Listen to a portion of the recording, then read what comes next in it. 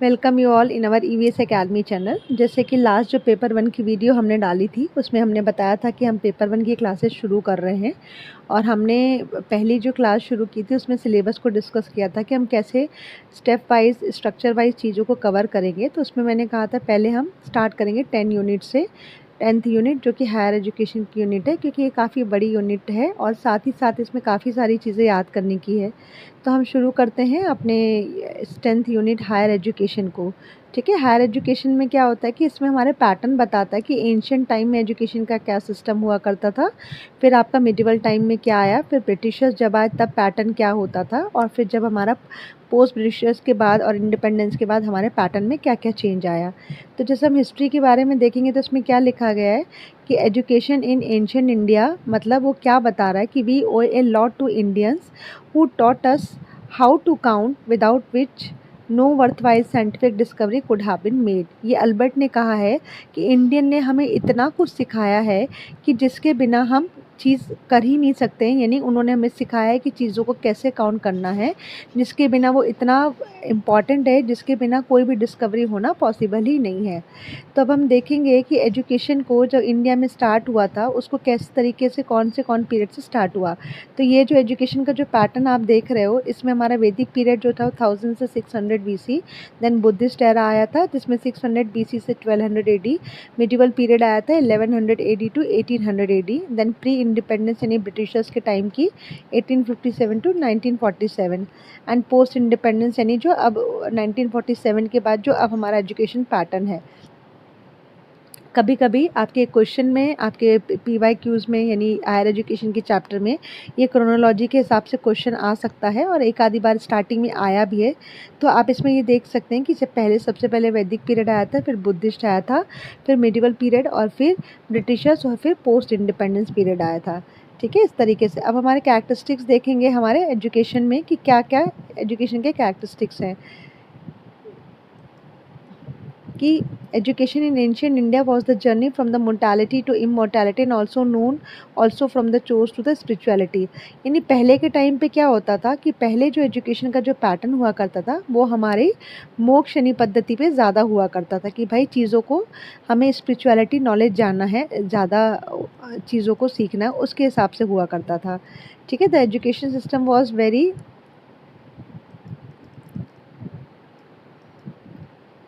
ये तो आपकी रीडिंग का पार्ट है। ये रीडिंग आप इसमें से जब हम PDF शेयर करेंगे, और एक बात और है, जिन बच्चों को PDF चाहिए वो हमारे टेलीग्राम चैनल को ज्वाइन कर सकते हैं और उन टेलीग्राम चैनल्स पे हम आपको ये PDF शेयर करेंगे, और साथ में आप हमें पर्सनल DM भी कर सकते हैं कि आपको ये PDF चाहिए, तो ये PDF में आपको अवेलेबल हो जाएगा। फिर हमारा मेन पार्ट आता है वेदास का, कि वेदास कितने पार्ट के होते हैं। वेदास 4 पार्ट होते हैं, जिसमें ऋग्वेदा, यजुर्वेदा, अथर्ववेदा, सामवेदा, ये भी कभी कभी आपकी क्रोनोलॉजिकली ऑर्डर में आते हैं। फिर वेदास को पढ़ने के लिए हमारे हमारे 6 वेदांगास होते हैं, यानी वेदों के अंतिम पार्ट, यानी वेदों के part, phonetic, grammar, matrix, ritualistic, knowledge and astronomy, ये भी आपको याद करने की ज़रूरत है। और टोटल हमारे उपनिषद कितने हैं? 108 उपनिषद हैं। दर्शन शास्त्र में आपके कौन कौन से हैं? न्याय दर्शन, योग, मीमांसा, वेदांता, वैशिष्टि, सांख्य, पुराणास और भागवत।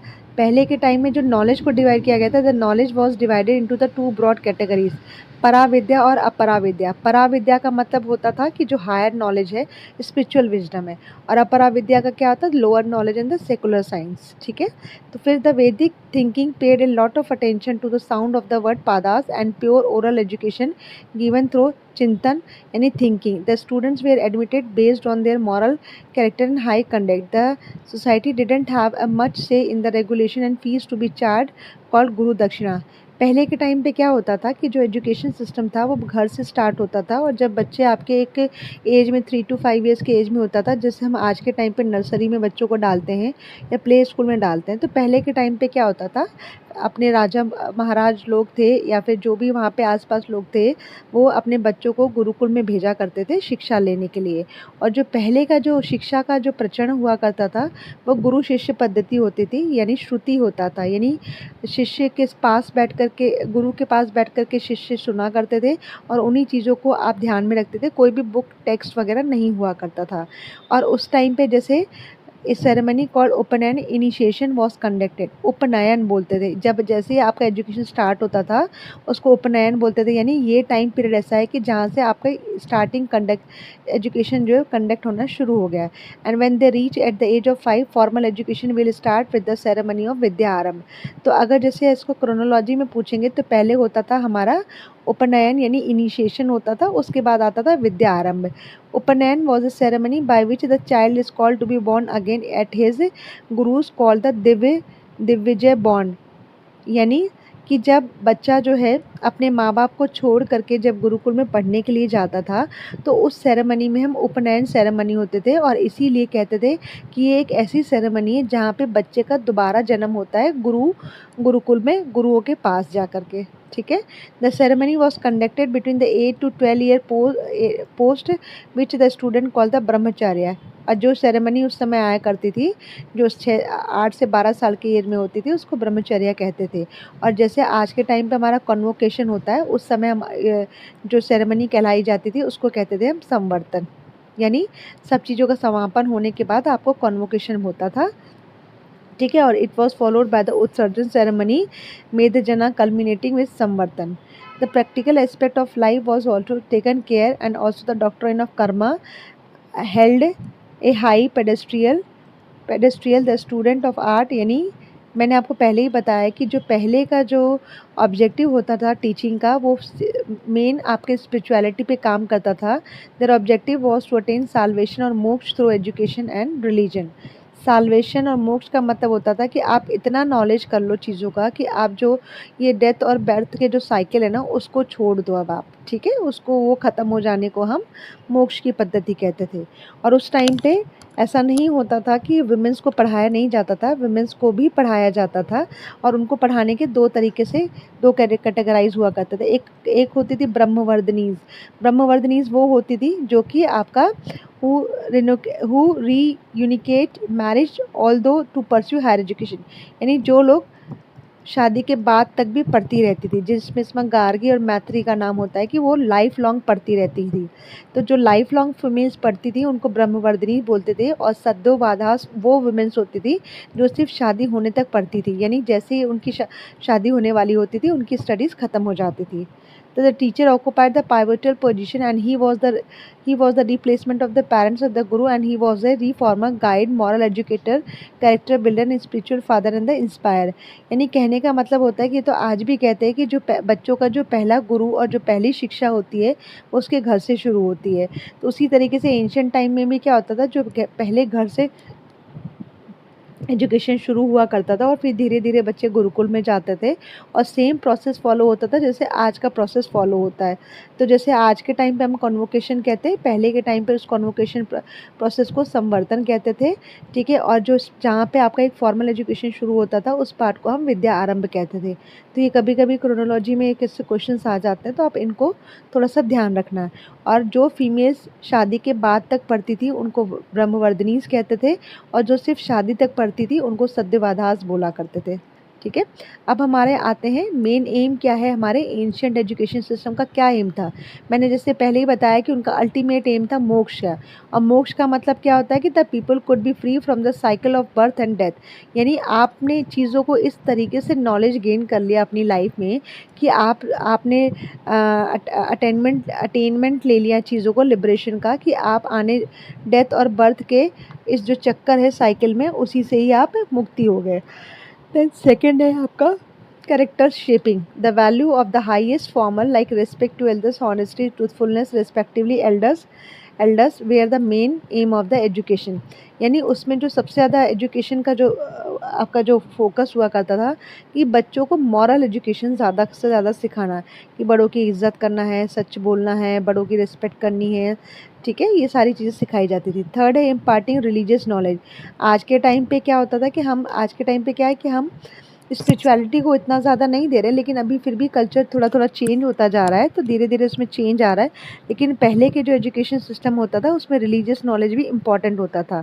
फिर रिलीजियस नॉलेज और बाकी सब चीज़ों को सिखाने के साथ साथ उनको ये भी सिखाया जाता था कि being a human being you have some role about the father, your son, your brother and husband. इसके लिए आपको अपनी रिस्पॉन्सिबिलिटीज़ कैसे निभानी है।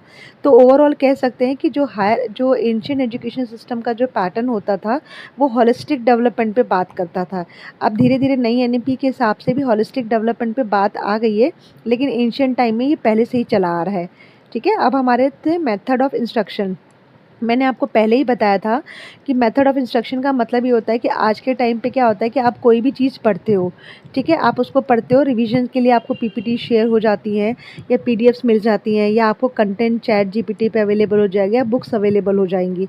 लेकिन एंशियंट एजुकेशन सिस्टम में क्या होता था, आपके पास कोई भी कंटेंट रिटर्न फॉर्म में नहीं होता था।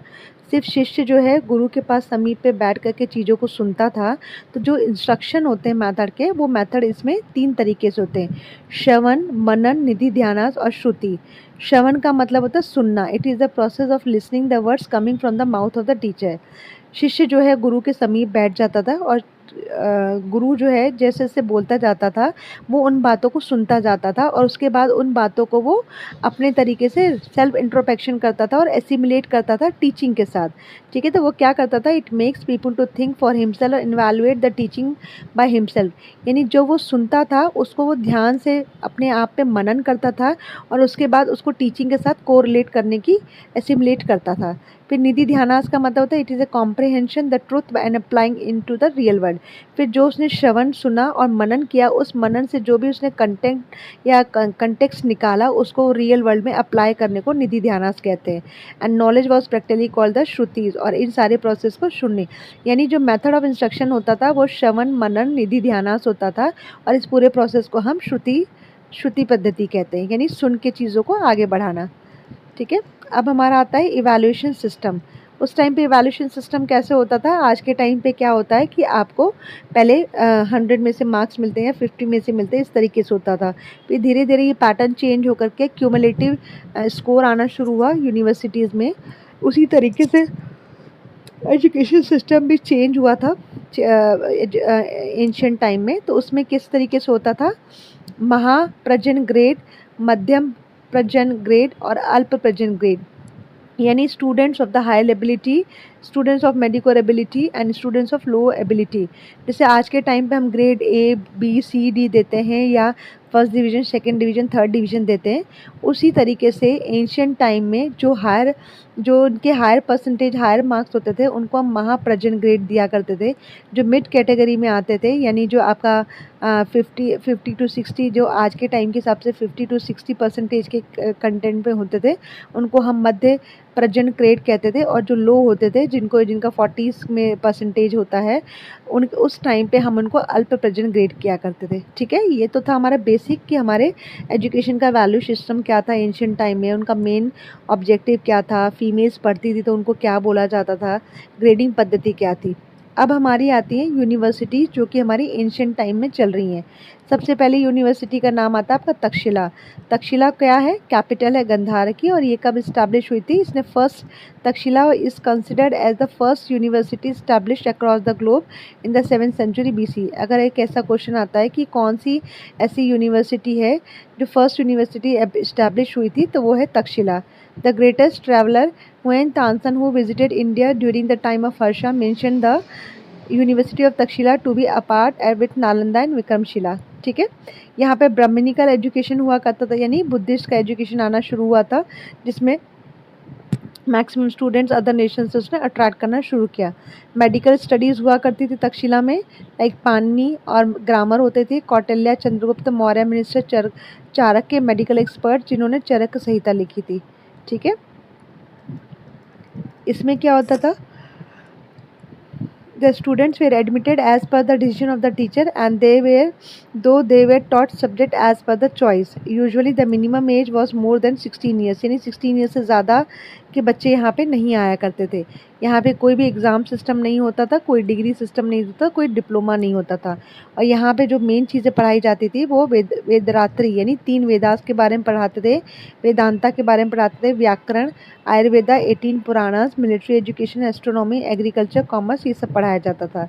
और ये क्या था, it was a popular as training centre in the Indian military science. Panini कौन था, एक्सपर्ट है कहाँ का, सर्जरी और मेडिसिन का।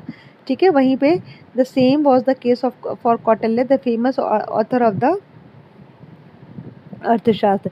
एंड वहाँ पे कोई भी कास्ट डिस्टिंक्शन नहीं होता था। ठीक है, और ये तक्षशिला किसके साथ, किसका इन्फ्लुएंस था, ग्रीक कल्चर का।